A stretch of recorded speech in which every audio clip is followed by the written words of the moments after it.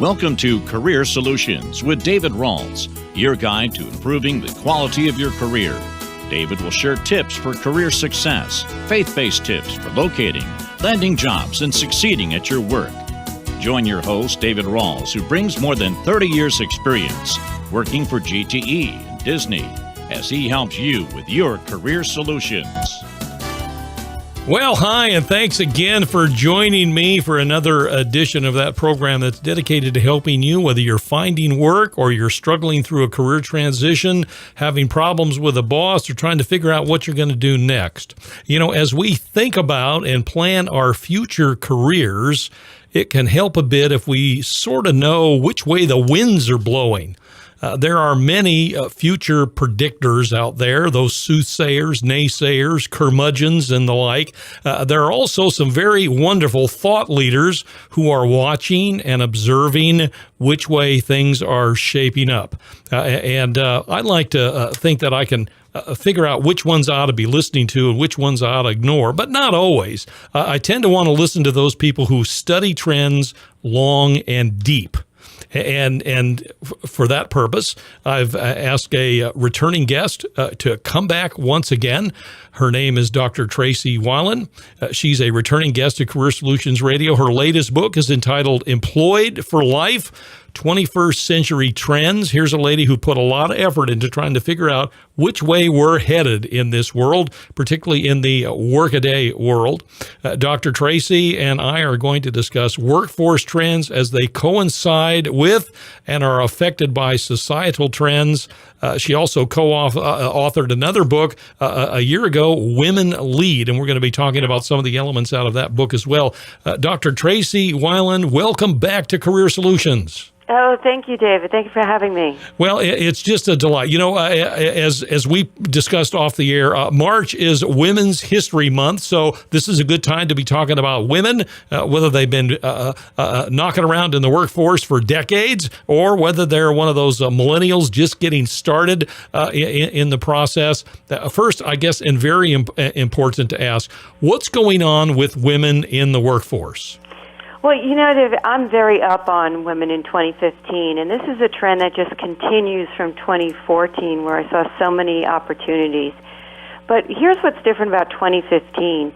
We have this long runway of spotlight on women in the workforce, whether it be, the one I pay attention to was Google's study showing how they looked at their own data, they looked at their own workforce and found and published very transparently that the numbers are off. There were less women in engineering, there were less women in their management teams, and through that transparency, 9 other companies did the same self-analysis, and that's something that people just tend to kick under the table and hide.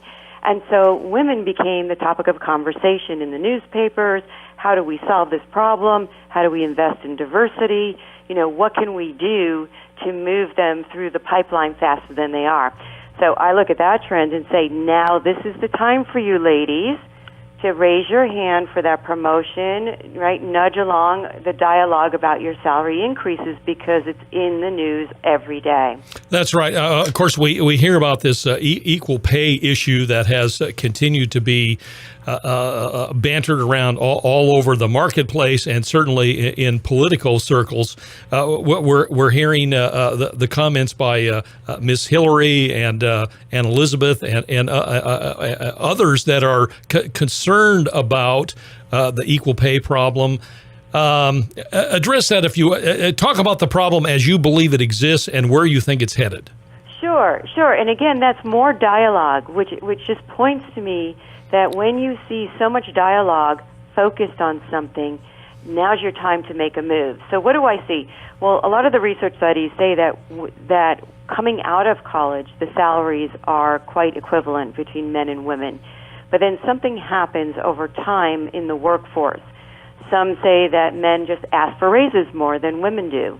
Some say that there's discrimination in the workforce and men get promoted faster than women do. Whatever the case is, the dialogue is happening, and you need to take responsibility for your own movement. So I encourage women, if ask at work, line up your ducks in a row, make sure you understand what you're asking for, what your worth is, keep metrics on yourself, But if you're not getting it internally, it's okay to look outside. Go to the competition. Go to a vendor. Go to a customer, because you'll probably net a higher increase by making a move outside the firm than inside the firm. See, I would make the same statement to men or women, old or young, about the same. You need to know what your market worth is, and you need to keep track of that throughout your career, not just at the beginning, but in the middle and in the latter stages as well. And the market does go up and down for various professions. There's been times when IT professionals could get 15, 20, 30% bumps a year by changing from one firm to the next. And I'm thinking back just a few decades ago. And then there have been times when there was a glut in the marketplace, or at least a perceived glut, and IT salaries weren't doing anything for a few years. And that's true of professions. I'm sure that's true in certain geographies from time to time. We need to know what's going on, where we are, the professions we're in, the place we are in that profession, whether, the echelon level, whether we're beginners or middle trenders, or whether we're leaders in the industry now. We need to keep track of what's happening. Do you think women are creating, and again, I hate to focus in on women, but that's where we are. This is Women's History Month. Are women specifically causing any of their own melees, any of their own problems? In my research for the book Women Lead, we did 2 research studies, and we explored women as leaders. Our findings is that women were very well positioned for leadership, especially modern-day leadership, which is much more collaborative and flat, and helping employees develop and promote themselves. Right. What we found is that women talked about lack of confidence, particularly when it came around asking for salary and promotion increases. It was something that didn't come as naturally to them as they noticed their male colleagues did. Mm-hmm. And that to me is just skill development. You learn how to quantifiably, measure yourself, know your worth, as we discussed, and be able to have a non-emotional dialogue comfortably about salary increases and promotions. So I think that was the one area. It's really boiled down to confidence, and how do you gain that confidence, which I would say is mapped to develop the skill of being able to negotiate for salary and promotions. All right, great point. And I want to just mention one more thing on the heels of this. It seems to me that for a few decades, as I was an HR executive, for a few decades, women were mostly focused on the glass ceiling and getting into those leadership kinds of positions. That is, no pun intended, that's sort of taken a back seat, if you will. Women are breaking the glass ceiling, but in many cases, as you suggest, they're just not getting paid what their male counterparts might have or might be getting paid in a similar organization. Do you think the glass ceiling is less an issue today than perhaps maybe 10, 15, 20 years ago? I think it depends on the organization. I think many organizations, particularly smaller and medium-sized ones, are embracing diversity. Mm-hmm. Some of the larger ones are moving along perhaps a little more slowly. Well, they're dinosaurs about all their changes, though. Right. So here's where I see with the funnel going. Right. So if you hit a wall, right? We're human, right? We need to find an outlet. And so where are women going? Into owning their own businesses. Mm-hmm. They're saying, okay, make some lateral moves inside, not getting what I want. Mm-hmm. Make some lateral moves into other companies, still not getting what I want. Start my own company. Yeah. Now I'm getting what I want. And the proof is that women-owned firms are growing at 1.5 times the national average. So we know where women are going. They're just saying, forget it, I'll start my own company, I'll do my own thing, and I'll hire in more women and more people who think like me, because I can run my own shop. That's great. That is very encouraging. About these women in startups, and we know that many of them, at least as a percentage, a large jump in franchise buying and getting involved in their own franchise-owned businesses. So from the franchises to the startups, do you have any numbers to talk about what's actually going on or has been going on in recent years? Sure. So here's what's catching my eye is that I looked at the age of women business owners, and I saw that franchise owners, over 76% of women business owners and franchises are about age 45, and they own 25% of the franchises. So that's sort of our Gen X and partially boomer generation. Right. And the franchise, if you can remember, used to just think of the real estate agent. That was the female. But women are, really owning all different kinds of franchises now, a lot in education or fashion or health and fitness, but franchises, a business ownership. Then we look at the younger women, and they're starting businesses last year at the rate of 740 businesses a day, and this is according to the American Express statistics. Mm-hmm. And then they moved to 1,200 a day, so that number is expected to increase in 2015. And a lot of our youngest generations, this is where the millennials are starting more startup-type business. And that's just because the Internet has created more opportunities, and they're more comfortable with it. And so you see a lot of our younger women moving into more of these positions of business. And then our oldest women still set trends, too. And not only is there franchising and, owning their own businesses, but they're just creating new models of lifestyle afterwards, I call it. They refuse to go to retirement homes. Mm-hmm. Mm-hmm. Good. Yeah, I remember I bumped into a lady not too many years ago. She started out into a brand new business at the age of 55, and I thought it was wonderful when I heard her story. Even more wonderful when I found out she and I were chatting via phone. Never met her in person. She and I were chatting, and she was 80, still doing the job. That just blew me away. At 55, she started a career and a profession that at an age when most people are trying to figure out when to hang it up. Yeah. Well, our women are living longer, and so they have to be, and they are very creative about what's after that corporate stop. What am I going to do for the next 20 or 30 years? Because many people, still look at that retirement bracket of 55 to 60, as the corporate world. That doesn't mean the working world stops. Right. I agree. A different venue opens up at that point. Yeah, I think many people are going to have a corporate career and then launch off into a self-employed career of one kind or other, from a single individual consulting business into buying a franchise. A good friend of mine, after 30-some years in the corporate world, just bought 5 frozen yogurt franchise opportunities here in the Dallas-Fort Worth area, and he plans on building this business for some time to come. He's still got 7 of his 8 kids at home. So he's got a lot of work to do for a while. Let me ask you this. I see 2 things, at least I think I see them, and I want to see how they square up in your mind. One is, I think that women tend to be more risk averse than men, and I hate generalizations, so that's perhaps a gross generalization. But with all these women starting into business and buying franchises and doing their own startups, to me it flies in or at least it potentially says, how are women going to square up with the fact that the Small Business Administration statistics that within 5 years, 95% of all startups fail?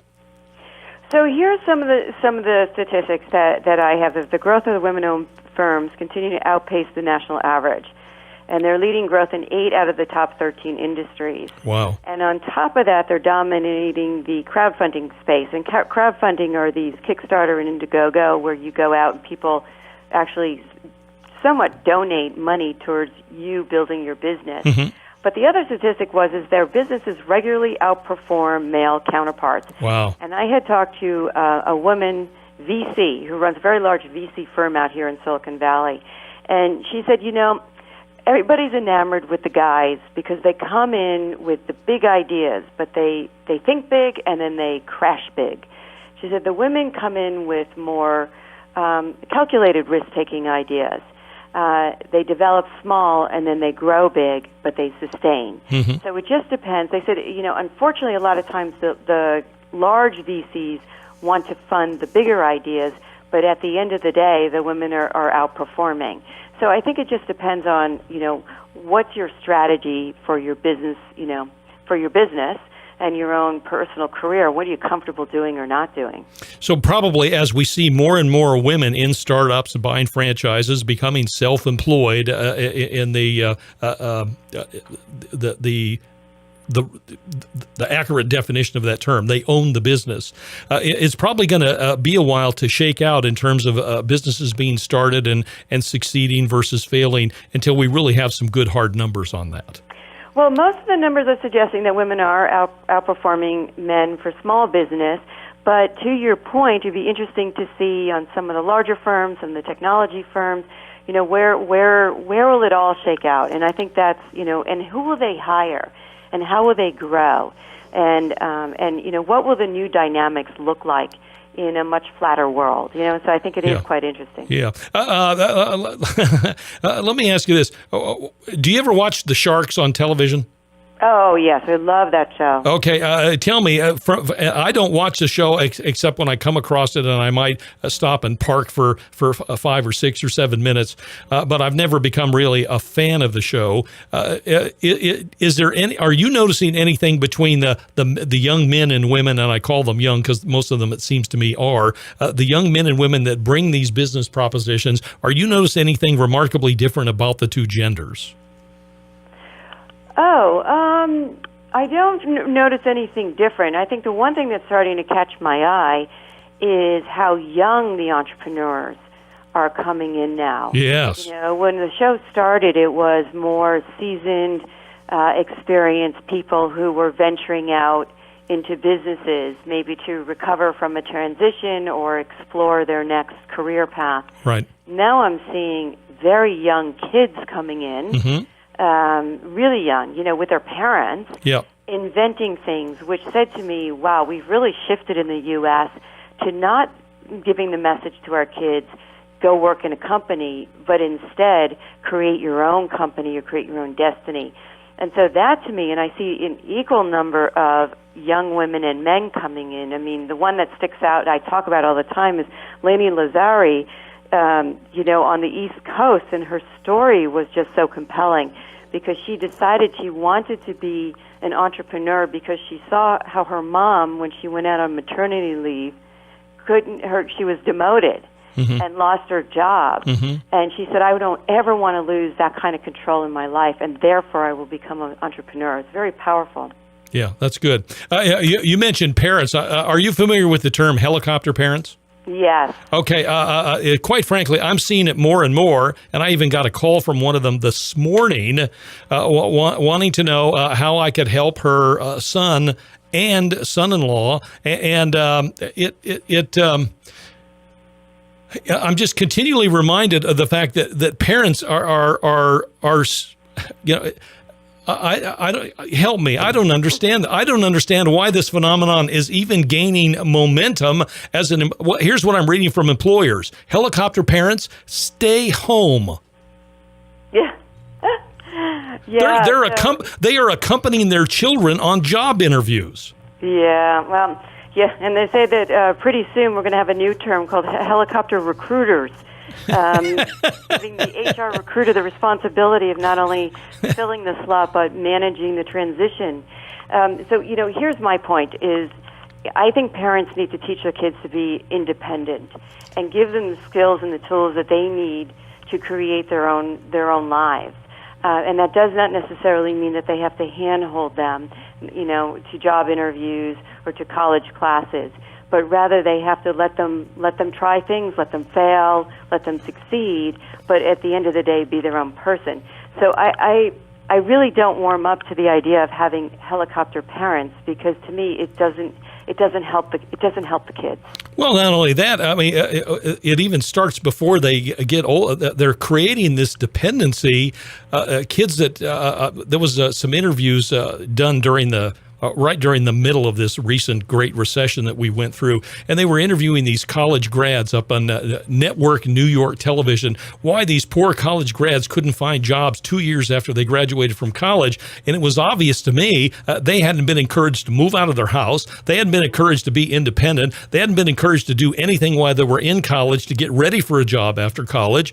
It was 5 years of playtime, no internships, no thinking about where they were headed. Nobody helped them other than mom and dad, who now want to go out and help them with their interviews. I think mom and dad are creating some of their own dependent children, and they're still living at home at 25 and 28, and their rationale is, oh, these poor kids, they just can't find anything. Oh, well, you know what? You carry a bag. You carry a quota bag. You go into sales, right? You do commission sales if you can't find a job. Drive an Uber car.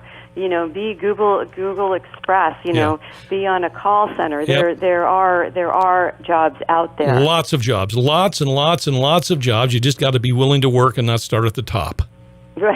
I mean, unless you want to start your own business at 22, and that's a great idea. If you got a business idea, do it. Yeah, so I mean, I agree with you, and it is unfortunate. And then parents, unfortunately, will have to shack up with their kids longer, which I would think you'd want to move on at some point.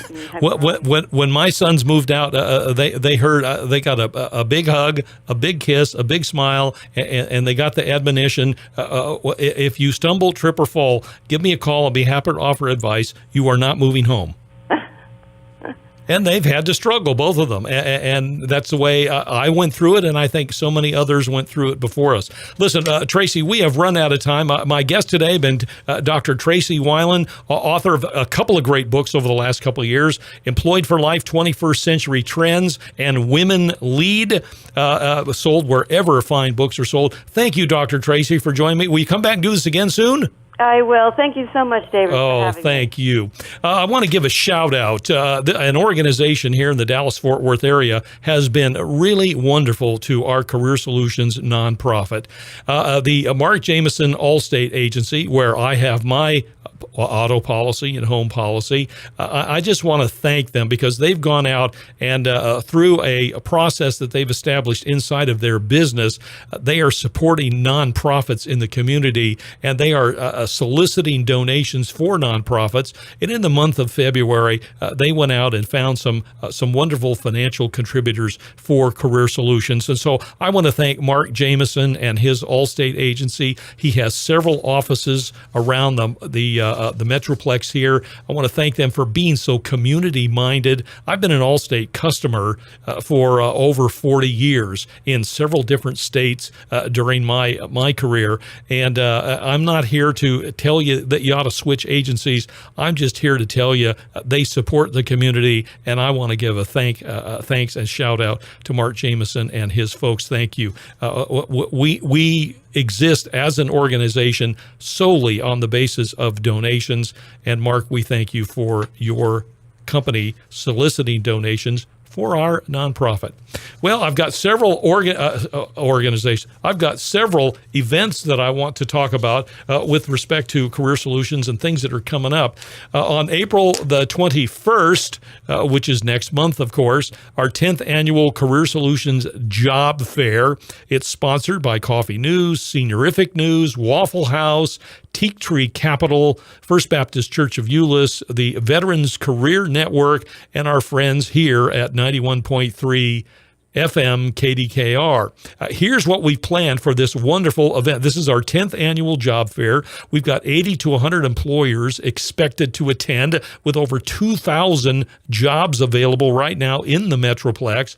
We're going to be presenting simultaneously throughout the day 3 different seminars by some dynamite world-class speakers and authors, and that information will be on our website. We've also got some free resume critique. We've got some resume technicians there, so some resume coaches that will be there to critique anybody and everybody's resume. If you want your resume gone over by somebody who knows what they're talking about, you can come to the job fair just for that if you'd like. Topped off with the prayer support for everyone. The admission for job seekers is free, and so I always advise people, and I've been doing this now for 10 years, get up early, dress up, and show up at the First Baptist Church of Euless Campus West on April the 21st. That's a Tuesday afternoon, and our job fair hours have actually been extended this year because of the growth that we expect in attendance. We're going to be operating that job fair from 9 a.m. to 2 p.m., and the details you can find at careersolutionsworkshop.org. Also, this Saturday, we're offering our once a quarter. We do this 4 times a year.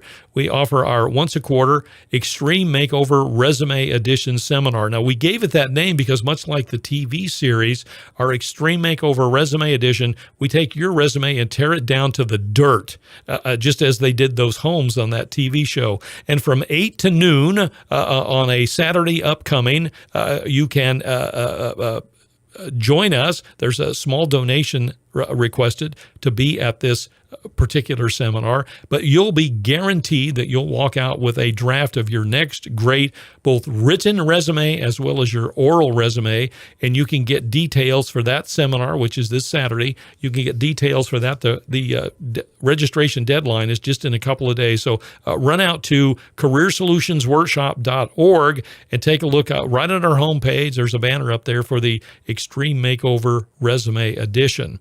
And then last but not least, I want to bring your attention to the fact that this being St. Patrick's Day, we're having our bi-monthly alumni and friends social at Fuzzy's Tacos in Grapevine this evening from 5:30 until 7:30. You're all invited out for a $5 donation, free hors d'oeuvres, beverages are on you, of course, but they're going to be, this is Taco Tuesday, so they've got some great prices if you want to even stick around and have dinner afterwards. This is open to our workshop grads, our current students, and of course, all of our radio listeners. We're going to be this evening from 5:30 to 7:30 at Fuzzy's Taco Shop in Grapevine. It's right at the corner of Highway 121 and Glade Road, at the Glade Road exit of Highway 121. You'd call that South Grapevine or North Euless, depending upon which way you're going to be coming from.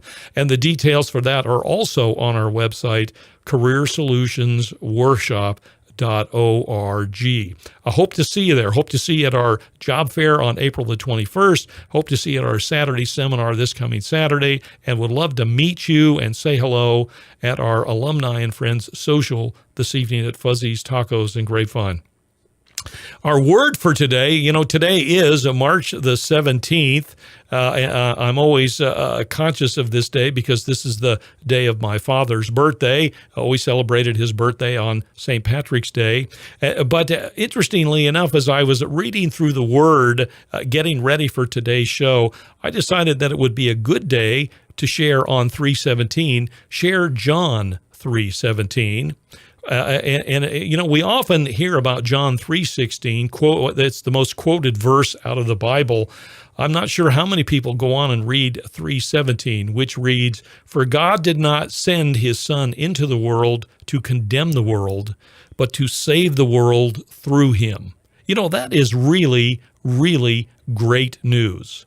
All one has to do is to repent of their sins and receive Jesus as their Savior and Lord. I did this at the age of 27, and I can tell you it has changed my life. At 27, it changed my life in my 30s, in my 40s, 50s. This changed my life for eternity, and it can change yours as well. It simply means receiving through faith the free gift of eternal life in heaven, and then walking in this life with Jesus as your Lord and King and your guide and your moral compass, recognizing that we can't earn his favor, nor can we walk a perfect path, but that we will do our best to follow Jesus every single moment. He loves us so much. May God bless you until next time. May Jesus bless you while you're finding your job God's way.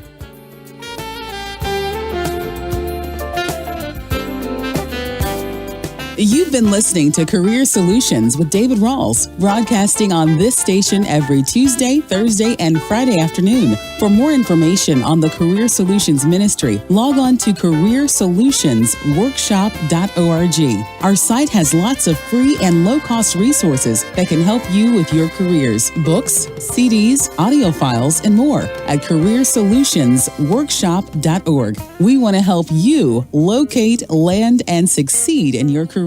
Join us